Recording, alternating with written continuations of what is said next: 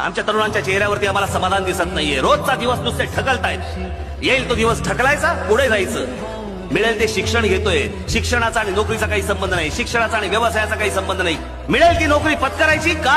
आजपर्यंत आई वडिलांनी सांभाळलं, आता मला आई वडिलांना सांभाळायचं. मिळेल ती नोकरी पत्करावी लागते. त्यात समाधान असो नसो. आमच्याकडे त्या प्रकारचं शिक्षण मिळत नाही. आमच्याकडे खेळाडू तयार होत नाहीत. आमच्याकडचा सचिन तेंडुलकर त्याला खासगी प्रशिक्षक ठेवायला लागतो, आचरेकर सर. पण राज्य सरकार म्हणून कुठची अकादमी आमच्याकडे उभी राहत नाही स्पोर्ट्सवरती. आमच्याकडे चित्रकारांना कोणतं प्रोत्साहन नाही. आमच्याकडे सिव्हिल इंजिनियर्स नुसते तयार होत आहेत पण त्यांना कामं नाहीत. गांगरलेला कन्फ्युज असा आमचा तरुण. आमच्याकडचा महाराष्ट्रामधला मराठी माणूस आज भाड्याच्या घरात आणि परप्रांतात जी लोक येणार ते आज स्वतःच्या हक्काच्या घरात, तुमच्या महाराष्ट्रामध्ये, तुमच्या हक्काच्या महाराष्ट्रात ते स्वतःच्या हक्काच्या घरात राहणार आणि तुम्ही भाड्याच्या घरात. तुम्हाला मुंबई शहरामध्ये, ठाणे शहरामध्ये, पुण्यामध्ये आज घरं परवडत नाहीत. आमच्या लोकांना सगळे भाव गगनाला भिडले.